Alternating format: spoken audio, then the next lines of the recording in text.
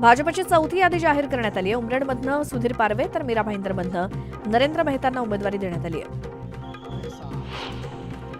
शरद पवारांच्या राष्ट्रवादीची 5वी यादी जाहीर झाली। अभिजित पाटलांना माढ्यातून, अनिल सावंतांना पंढरपुरातून तर संगीता वाझेंना मुलुंडमधनं आणि राजू खरे यांना मोहोळमधनं उमेदवारी देण्यात आली आहे। छत्रपती संभाजीनगरच्या पैठण मतदारसंघात शिवसेना उमेदवार विलास भुमरेंनी अर्ज दाखल केला। यावेळी कार्यकर्त्यांच्या उपस्थितीत भुमरेंनी जोरदार शक्ती प्रदर्शन केलं। काँग्रेस नेते बाळासाहेब थोरात यांनी संगमनेर मतदारसंघात उमेदवारी अर्ज भरला। थोरात सलग 9व्यांदा निवडणुकीच्या रिंगणात आहेत। जळगावात भाजपमध्ये बंडखोरी करत माजी उपमहापौर डॉक्टर अश्विन सोनावणे यांनी अपक्ष अर्ज दाखल केला। यावेळी कार्यकर्त्यांच्या उपस्थितीत रॅली काढत सोनावणेंनी शक्ती प्रदर्शन केलं।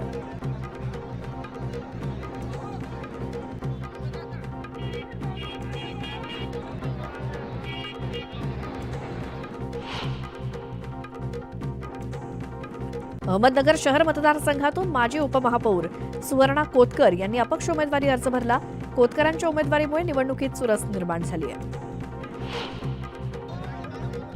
हिंगोली मतदारसंघात महाविकास आघाडीत बंडखोरी करत भाऊराव पाटील गोरेगावकर यांनी अपक्ष अर्ज भरलाय आणि यावेळी गोरेगावकरांनी जोरदार शक्ती प्रदर्शन केलं।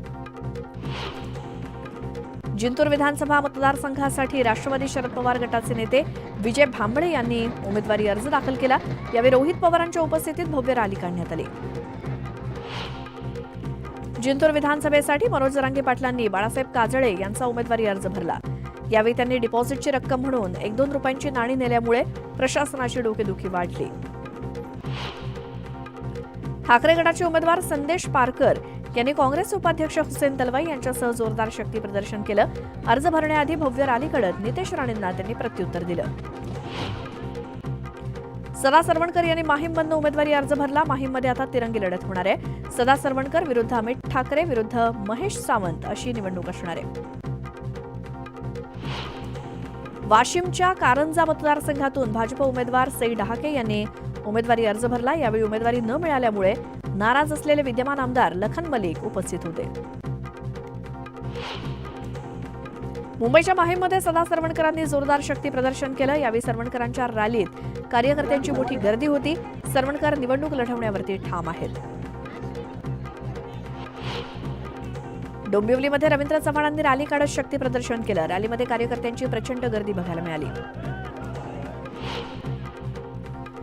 नाशिक पूर्व विधानसभा मतदारसंघातून शरद पवार गटाकडून गणेश गीतेंना उमेदवारी जाहीर करण्यात आली। यावेळी त्यांनी जोरदार शक्ती प्रदर्शन करत उमेदवारी अर्ज भरला। साताऱ्याच्या माण मतदारसंघामध्ये स्वाभिमानी शेतकरी संघटनेचे उमेदवार अनिल पवारांनी अर्ज भरला। गळ्यात कांद्याची माळ आणि हातात उसाचं वाड घेऊन अनोख्या पद्धतीनं पवारांनी अर्ज भरला। श्रीवर्धन मतदारसंघातून मनसेचे उमेदवार फैसल पोपेरेंनी अर्ज दाखल केला। मनसेच्या कार्यकर्त्यांच्या उपस्थितीत पोपेरेंनी अर्ज भरला। बीडच्या माजल गावात राष्ट्रवादी शरद पवार पक्षाकडून मोहन जगतापांनी अर्ज दाखल केला। निवडणुकीत जनतेनं परिवर्तन करायचं ठरवले असे जगताप म्हणाले। एक मोठी बातमी आहे, नवाब मलिकांनी राष्ट्रवादीकडून अर्ज भरलाय। नवाब मलिक राष्ट्रवादीचे अधिकृत उमेदवार आहेत। विरोध डावलून मलिकांना एनसीपीकडून फॉर्म देण्यात आलाय। मलिकांच्या अर्जासोबत राष्ट्रवादी काँग्रेसचा AB फॉर्म आहे। त्यामुळे अखेर नवाब मलिक हे कोणत्या पक्षाकडून लढतायत की अपक्ष लढतायत या संदर्भात संभ्रम असताना नवाब मलिकांनी स्वतः माहिती दिली आहे। राष्ट्रवादी काँग्रेसकडून त्यांना AB फॉर्म मिळालाय। अधिक माहितीसाठी जाऊयात आमच्या प्रतिनिधी प्रणाली कापसे यांच्याकडे। प्रणाली, अखेर आपण पाहतोय की नवाब मलिक यांना AB फॉर्म मिळालेला आहे आणि तसा AB फॉर्म त्यांच्या वतीनं निवडणूक आयोगाला सादर झालाय असल्याची पोचपावती सुद्धा या ठिकाणी मिळालेली आपण पाहतो। एकूणच गेले बरेच दिवस ही चर्चा रंगलेली होती की नवाब मलिक हे अर्ज कुठून भरणार आहेत। नवाब मलिक यांनी आज अर्ज दाखल सुद्धा केला होता, परंतु त्याबरोबर AB फॉर्म नाहीये असं अशी प्रतिक्रिया सुरुवातीला त्यांनी दिलेली होती आणि मी 3 वाजेच्या आत AB फॉर्म देणार आहे असंही त्यांनी सांगितलं होतं। त्यानुसार आता ही पोचपावती आपण पाहतो आहोत। राष्ट्रवादीच्या सूत्रांकडून मिळालेल्या माहितीनुसार हा जो AB फॉर्म आहे हा राष्ट्रवादीचाच AB फॉर्म आहे आणि त्यामुळे येत्या राष्ट्रवादीचे नवाब मलिक हे अधिकृत उमेदवार आहे आणि यामुळेच ते आता युतीचे सुद्धा शिवाजीनगर मानखुर्द या भागातले अधिकृत उमेदवार म्हणावे लागतील, कारण या मतदारसंघातून युतीने इतर कुठल्याही उमेदवाराला उमेदवारी जाहीर केली नव्हती आणि आता एबी फॉर्म जो आहे तो राष्ट्रवादीच्या वतीनं नवाब मलिक यांना देण्यात आलेला आहे. प्रणाली, धन्यवाद या माहितीसाठी. त्यामुळे आता हे क्लिअर झालंय की नवाब मलिक हे राष्ट्रवादी काँग्रेसकडूनच लढणार आहेत. मात्र त्यांनी एक सेफर साईड अपक्ष सुद्धा उमेदवारी अर्ज दाखल केलेला होता आणि वेट अँड वॉचच्या भूमिकेत होते. ते 3 वाजेपर्यंत जर पक्षाकडून एबी फॉर्म मिळाला नाही तर मग अपक्ष लढण्यावरती ते ठाम होते. मात्र मानखुर्द शिवाजीनगर या मतदारसंघातून नवाब मलिक यांना राष्ट्रवादीचे अधिकृत उमेदवार म्हणून फॉर्म मिळालाय. श्रीगोंद्यामध्ये महाविकास आघाडीमध्ये बंडखोरी करत माजी आमदार राहुल जगताप यांनी अपक्ष अर्ज दाखल केला. श्रीगोंद्याची जागा ठाकरे गटाला सुटल्यामुळे जगतापांनी बंडखोरी केली. श्रीवर्धन मतदारसंघातून अनिल नवगणे यांनी अर्ज भरला. श्रीवर्धन मतदारसंघामध्ये अजित पवारांची राष्ट्रवादी विरुद्ध शरद पवारांची राष्ट्रवादी असा सामना होणार आहे. श्रीरामपुरात परिवर्तन महाशक्तीकडून दीपक त्रिभुवन यांनी उमेदवारी अर्ज भरला. शेतकरी आणि सामान्यांच्या प्रश्नासाठी माझा लढा असून निवडणुकीत विजय निश्चित आहे असा विश्वास त्रिभुवन यांनी व्यक्त केला. शिरूर हवेली मतदारसंघातून महायुतीच्या वतीनं माऊली कटके यांनी उमेदवारी अर्ज भरला. अर्ज दाखल करण्यापूर्वी माऊली कटकेंनी वाघेश्वर मंदिरात दर्शन घेतलं. मालेगाव बाह्य विधानसभा मतदारसंघातून उमेदवारी अर्ज दाखल केला. पालकमंत्री दादा भुसे यांच्या मालमत्तेत गेल्या 5 वर्षांमध्ये 1,03,00,000ची वाढ झाली आहे. श्रीरामपुरात काँग्रेसचे उमेदवार हेमंत ओगलेंनी उमेदवारी अर्ज भरला. निवडणुकीमध्ये आपल्यासमोर कोणतंही आव्हान नसल्याचं ओगलेंनी म्हटलं.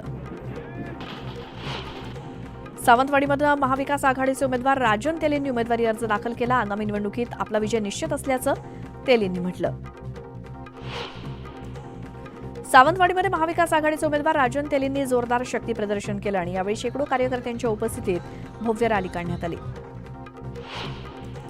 शिर्डी विधानसभेत राधाकृष्ण विखे पाटलांकडून जोरदार शक्ती प्रदर्शन करण्यात आलं. ग्रामदैवत म्हसोबा महाराजांचं दर्शन घेत विखे पाटलांनी प्रचाराचा नारळ फोडला. श्रीरामपूर मतदारसंघात काँग्रेसच्या हेमंत ओगलेंनी जोरदार शक्ती प्रदर्शन केलं आणि यावेळी काँग्रेस पदाधिकाऱ्यांच्या उपस्थितीत रॅली काढण्यात आली. नाशिक पश्चिम मतदारसंघात ठाकरे गटाकडून जिल्हा प्रमुख सुधाकर बडगुजर यांनी शक्ती प्रदर्शन केलं आणि यावेळी ठाकरे गटाचे कार्यकर्ते मोठ्या संख्येने उपस्थित होते. नाशिकमध्ये सुहास कांदेंनी जोरदार शक्ती प्रदर्शन केलं. कांदेंनी छत्रपती संभाजी महाराजांच्या अश्वारूढ पुतळ्याला पुष्पहार अर्पण केला. भाजप प्रदेशाध्यक्ष चंद्रशेखर बावनकुळेंचं कुटुंबियांनी औक्षण केलं. बावनकुळेंना विजयासाठी शुभेच्छा दिल्या. जळगावात पत्नी साधना महाजन यांनी गिरीश महाजनांचं औक्षण केलं. रेकॉर्ड ब्रेक मतांनी जनता आपल्याला पुन्हा एकदा निवडून देईल असा विश्वास महाजनांनी व्यक्त केला. एरंडोल मतदारसंघात ठाकरे गटाचे माजी जिल्हा परिषद सदस्य नानाभाऊ महाजन यांनी अपक्ष उमेदवारी अर्ज दाखल केला. कार्यकर्त्यांच्या उपस्थितीत वाजत गाजत मिरवणूक काढण्यात आली. चंदगडमधनं दौलत कारखान्याचे अध्यक्ष मानसिंग खोराटे यांनी अपक्ष उमेदवारी अर्ज भरला. त्यामुळे चंदगडमध्ये चौरंगी लढत रंगणार आहे. भिवंडी पश्चिम विधानसभा मतदारसंघातून काँग्रेसचे उमेदवार दयानंद चोरगेंनी अर्ज दाखल केला आणि यावेळी शेकडो कार्यकर्त्यांसह त्यांनी शक्ती प्रदर्शन केलं. अपक्ष उमेदवार बापू भेगडे यांनी शक्ती प्रदर्शन करत मावळ विधानसभा मतदारसंघातून उमेदवारी अर्ज दाखल केला आणि यावेळी रेकॉर्ड ब्रेक गर्दी जमा झाली होती. तुळजापूर विधानसभा मतदारसंघात महायुतीत बंडखोरी झाल्याचं दिसतंय. राणा पाटील यांच्या विरोधात प्रदेश सदस्य व्यंकट गुंड यांनी उमेदवारी अर्ज भरला. अकोला विधानसभा मतदारसंघातील चित्र जवळपास स्पष्ट झाले. अकोला पश्चिम मतदारसंघातून काँग्रेसनं साजिद खान यांना उमेदवारी दिली आहे. बुलढाण्याच्या सिंदखेड राजात महायुतीत फूट पडली आहे. शिवसेनेकडून शशिकांत खेडेकरांना एबी फॉर्म देण्यात आलाय तर राष्ट्रवादीकडूनही मनोज कायंदेंना एबी फॉर्म मिळालाय. त्यामुळे महायुतीमध्ये वादाची ठिणगी पडली आहे. धुळ्यामध्ये शिवसेनेचे जिल्हा प्रमुख मनोज गोरेंनी राजीनामा दिला. गोरे प्रहारकडून उमेदवारी दाखल करणार आहेत. धुळ्याची जागा शिवसेनेला न सुटल्यानं गोरे नाराज आहेत. वाशिमच्या कारंजा मतदारसंघात वंचितनं उमेदवार बदलला. आधी अभिजित राठोड यांना उमेदवारी देण्यात आली होती, मात्र आता सुनील धाबेकर यांना वंचितनं उमेदवारी दिली आहे. वाशिमच्या कारंजामध्ये वंचित बहुजन आघाडीकडून उमेदवार बदलण्यात आलाय. कारंजातून अभिजित राठोड यांना उमेदवारी देण्यात आली होती. दरम्यान राठोडांची उमेदवारी रद्द करून सुनील धाबेकर यांना उमेदवारी देण्यात आली आहे. भाजपचे प्रदेशाध्यक्ष चंद्रशेखर बावनकुळे यांनी उमेदवारी अर्ज भरण्याआधी उपमुख्यमंत्री देवेंद्र फडणवीसांची भेट घेतली. फडणवीसांच्या भेटीसाठी बावनकुळे त्यांच्या निवासस्थानी गेले होते. नाशिक पश्चिम मतदारसंघाचे आमदार सीमा हिरे यांना भाजपकडून उमेदवारी जाहीर झाली. यावेळी त्यांनी छगन भुजबळांची भेट घेतली. भारतीय जनता पक्षाच्या उपाध्यक्षा तृप्ती सावंत यांनी महाराष्ट्र नवनिर्माण सेनेत प्रवेश केला आणि त्यांना वांद्रे पूर्व मतदारसंघात मनसेकडून उमेदवारी जाहीर करण्यात आली. मीरा भाईंदरमधून नरेंद्र मेहता यांनी अखेर उमेदवारी जाहीर झाली त्यांना आणि नरेंद्र मेहता यांच्या ऑफिस बाहेर कार्यकर्त्यांनी जल्लोष केला. पुण्यातून लढण्यास भाजपचे श्रीनाथ भीमाले इच्छुक होते, मात्र उमेदवारी न मिळाल्यानं ते नाराज झाले आणि यावेळी फडणवीसांसोबतच मुरलीधर मोहोळ यांनी समजूत काढल्यानंतर अपक्ष लढण्याचा निर्णय मागे घेऊन भाजपला पाठिंबा देण्याचा निर्णय श्रीनाथ भीमालेंनी घेतला. पूर्व नागपूर मतदारसंघात बंडखोरी होण्याची शक्यता आहे. काँग्रेसचे अभिजित वंजारी पूर्व नागपुरातून उमेदवारी अर्ज भरतायत. दौंड विधानसभा निवडणुकीत महायुतीत बिघाडी होण्याची शक्यता आहे. भाजपनं राहुल कुल यांना उमेदवारी जाहीर केली तर वीर धवल जगदाळे यांना राष्ट्रवादी काँग्रेसनं एबी फॉर्म देऊन उमेदवारी अर्ज भरण्याचे आदेश दिले. पंढरपूर मंगळवेढा विधानसभा मतदारसंघात आघाडीत बिघाडी झाली. शरद पवारांनी भालकेंना झटका देत तानाजी सावंतांचे पुतणे अनिल सावंतांना एबी फॉर्म दिला. कोल्हापूर उत्तरमधला राजेश लाटकरांनी बंडखोरी केली. कोल्हापूर उत्तरेत उमेदवार बदलल्यामुळे लाटकर नाराज आहेत. शिरूर हवेली विधानसभा मतदारसंघात राष्ट्रवादी शरदचंद्र पवार पक्षाला मोठा धक्का बसलाय. युवकचे जिल्हाध्यक्ष स्वप्नील गायकवाड यांच्यासह अनेक कार्यकर्त्यांनी राष्ट्रवादी काँग्रेस अजित पवार पक्षात प्रवेश केला. पालघरचे शिवसेनेचे आमदार श्रीनिवास बनगा नॉट रिचेबल आहेत. सध्या कुटुंबीय आणि पोलीस प्रशासनाकडून त्यांचा शोध घेतला जातोय. राष्ट्रवादी काँग्रेस अजित पवार गटाला बच्चू कडूंनी धक्का दिला. अकोल्याचे अजित पवार गटाचे जिल्हाध्यक्ष कृष्णा अंधारे यांनी प्रहारमध्ये प्रवेश केला. 3 दहशतवाद्यांना कंठस्नान घालण्यात जवानांना यश आलं. अखनूर परिसरात ही मोठी कारवाई करण्यात आली. झिशान सिद्दीकी यांना शुक्रवारी त्यांच्या जनसंपर्क कार्यालयात धमकीचा फोन आला. धमकीचा फोन करत झिशान सिद्दीकींकडे पैशांची मागणी करण्यात आली. धनत्रयोदशी निमित्तानं सुवर्णनगरी ग्राहकांनी गजबजली आहे. सोन्याचे दागिने खरेदी करण्यासाठी जळगावच्या सराफा बाजारात ग्राहकांची मोठी गर्दी आहे. तर सोन्याचे दर 81,600 रुपयांवरती गेलेत. नाशिकच्या पिंपळ गावात निवडणुकीच्या तोंडावर 19 लाखांची रोकड जप्त करण्यात आली. हे पैसे नेमके कोणाचे आहेत या संदर्भात पोलिसांकडून तपास केला जातोय. छत्रपती संभाजीनगरात निवडणुकांच्या पार्श्वभूमीवर नेत्यांकडून जोरदार शक्ती प्रदर्शन सुरू आहे. नेत्यांच्या शक्ती प्रदर्शनामुळे मुख्य रस्त्यावरती वाहतूक कोंडी झाली. तासनतास वाहनधारकांना एकाच जागी उभं राहावं लागल्यामुळे नागरिक संतापले. दिवाळीला सुरुवात झाली आहे. त्याच पार्श्वभूमीवर लक्ष्मीपूजनाच्या दिवशी लागणाऱ्या चोपड्या आणि डायरी खरेदी करण्यासाठी नागरिकांनी बाजारपेठांमध्ये गर्दी केली आहे. दापोली शहरातील भंगार वेचणाऱ्या अनेक महिला लाडकी बहीण योजनेपासून वंचित आहेत. अनेक महिलांना योजनेचे पैसे मिळालेलेच नाहीत. छत्रपती संभाजीनगरातील शेंद्रा परिसरात एका डॉक्टरनं जरांगे पाटलांविरोधात आक्षेपार्ह वक्तव्य केलं आणि या वक्तव्याचा निषेध करत मराठा आंदोलकांनी डॉक्टरची दुचाकी भर रस्त्यात आणून जाळली. उल्हासनगरात जेवणाचा वाद विकोपाला गेल्यामुळे डोक्यात दगड घालून हत्या करण्यात आली. या हत्येनंतर पोलिसांनी काही तासातच आरोपीला ताब्यात घेतलं. सांगलीमध्ये 4 चाकी वाहन उलटल्यामुळे 3 जण ठार झाले तर 1 जण जखमी झाला. वाहनावरचा ताबा सुटल्यामुळे अपघात झाल्याची माहिती मिळते. बुलढाण्याच्या नांदुरा मलकापूर रोडवरती भीषण अपघात झाला. रस्ता क्रॉस करत असणाऱ्या ट्रॅक्टरला कंटेनरनं धडक दिली. या अपघातात 3 जण ठार झाले तर 4 जण गंभीर जखमी झालेत. गोंदिया जिल्ह्यात 2 बिबट्यांचा मृत्यू झाला. एका बिबट्याचा चिखलात अडकून मृत्यू झाला तर दुसऱ्या बिबट्याचा झाडावरून पडून मृत्यू झाला आणि या दोन्ही घटनांचा वनविभागाकडून तपास सुरू आहे. मुंबईसह उपनगरात सोन्याची 1500 कोटींची उलाढाल होण्याचा अंदाज आहे. लक्ष्मीपूजनापर्यंत सोनं 2000 रुपयांनी महागणार आहे. दिवाळीपूर्वी खाद्यतेलाच्या किमती वाढल्यामुळे सर्वसामान्यांची दिवाळी यंदा कडू होणार आहे.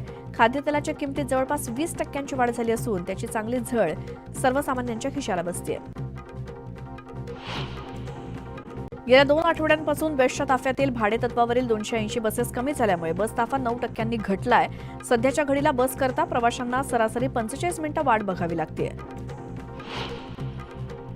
वांद्रे टर्मिनसवर झालेल्या चेंगराचेंगरीवेळी संपूर्ण टर्मिनसवर तिकीट तपासणी दर्जाचे 3 कर्मचारी आणि आरपीएफचे केवळ 11 जवान कामावर हजर होते अशी माहिती समोर आली आहे. त्यामुळे रेल्वे प्रशासनाच्या भूमिकेवर प्रश्नचिन्ह निर्माण झालंय. मध्य रेल्वेच्या पुणे विभागाकडून यंदा दुप्पट विशेष रेल्वे गाड्यांचं नियोजन करण्यात आले. गेल्या वर्षी पुणे विभागातून 150 विशेष रेल्वे गाड्या धावल्या होत्या, तर यंदा एकूण 268 विशेष गाड्या धावणार आहेत. मध्य रेल्वेच्या 12 डब्यांच्या उपनगरीय लोकलमध्ये आता ज्येष्ठ नागरिकांसाठी वेगळं आरक्षित कंपार्टमेंट तयार करण्यात येणार आहे. माल डब्यामध्ये 6 ते 7 ज्येष्ठ प्रवाशांसाठी स्वतंत्र बसण्याची सोय करण्यात येणार आहे. दसऱ्याच्या मुहूर्तावर सिडकोनं 26,000 घरांची महागृहनिर्माण योजना जाहीर केली आहे. सिडकोनं घरांच्या किमती तत्काळ जाहीर कराव्यात अशी मागणी ग्राहकांकडून केली जाते. कोरोनानंतर आता स्ट्रोकच्या रुग्णांमध्ये मोठी वाढ होत असल्याचं समोर आलंय. मात्र यावरती त्वरित उपचार केल्यामुळे मेंदूचं नुकसान आणि इतर धोके कमी होऊ शकतात असं सांगण्यात येत आहे. आगीच्या घटना घडू नयेत यासाठी मुंबईकरांमध्ये पहिल्या दिवसापासूनच जनजागृती करण्यात येते. मुंबई अग्निशमन दलाकडून मोहीम हाती घेण्यात येते. सुरक्षिततेविषयी माहिती अग्निशमन दलाचे प्रमुख रवींद्र आंबुलगेकर यांनी दिली. मुंबई विद्यापीठाशी संलग्न विधी महाविद्यालयातील विद्यार्थ्यांना वर्गात 75% उपस्थिती बंधनकारक आहे. नियमांची काटेकोरपणे अंमलबजावणी केली जात नसल्यामुळे जनहित याचिकेवर भूमिका स्पष्ट करण्याचे आदेश उच्च न्यायालयानं मुंबई विद्यापीठाला दिलेत. झोपडपट्टी पुनर्वसन योजना कुठल्याही नियमावलीशी संलग्न करता येऊ शकते असं स्पष्ट करणारा निर्णय नगरविकास विभागानं जारी केलाय. आक्षेप घेतलेल्या 18 झोपडपट्टी पुनर्वसन योजनांबाबत महापालिका काय निर्णय घेते याबाबत उत्सुकता निर्माण झाली आहे. मुंबईच्या हवामानात बिघाड होताना दिसतोय. 21 अंशांवरती घसरलेलं मुंबईचं किमान तापमान आता 24 अंशांवर गेलंय. त्यामुळे मुंबईकरांना पहाटे थंडी आणि दुपारी घामाच्या धारा लागल्यात. ऐन दिवाळीत हवामानातील बिघाडामुळे मुंबईकर हैराण झालेत. दिवाळीमध्ये राज्याच्या अनेक भागात पावसाचा इशारा देण्यात आलाय. ओडिशातील दाना चक्रीवादळामुळे राज्यात काही भागात पावसाचा इशारा आहे. महाराष्ट्रात 29 ऑक्टोबर ते 4 नोव्हेंबर पर्यंत काही जिल्ह्यांमध्ये ढगांच्या गडगडाटासह पाऊस पडण्याची शक्यता आहे. मुंबई, रायगड, रत्नागिरी आणि सिंधुदुर्गात ढगाळ वातावरण राहील. राज्यात गेल्या काही दिवसात झालेल्या परतीच्या पावसाचा मोठा फटका शेतकऱ्यांना बसलाय. अवकाळी पावसामुळे 15 जिल्ह्यातील 19 लाख हेक्टरवरची पिकं आणि फळबागांचं नुकसान झालंय. रब्बी हंगामातील पेरण्या संथगतीनं सुरू असल्याची माहिती कृषी आयुक्तालयाकडून देण्यात आली. 25 ऑक्टोबरपर्यंत सद्यस्थितीत 2,94,826 हेक्टरवरती पिकांच्या पेरण्या पूर्ण झाल्यात. पंतप्रधान मोदी आज देशातील 51,000 तरुणांना सरकारी नोकरीचे नियुक्त पत्र देत आहेत आणि सकाळी व्हिडिओ कॉन्फरन्सिंगद्वारे या नियुक्तीपत्रांचं वाटप करण्यात आलं. धनत्रयोदशीच्या आणि आयुर्वेद दिनाच्या पार्श्वभूमीवर पंतप्रधान मोदी वृद्धांना भेट देणार आहेत. वृद्ध नागरिकांसाठी आयुष्मान भारत प्रधानमंत्री जन आरोग्य योजनेचा शुभारंभ केला जाणार आहे. देशातील अनेक मंदिरात बॉम्ब ठेवल्याच्या धमक्या आल्या आहेत. अयोध्येतील राम मंदिर, उज्जैनमधील महाकाल मंदिर आणि तिरुपती मंदिराला बॉम्बच्या धमक्या देण्यात आल्या.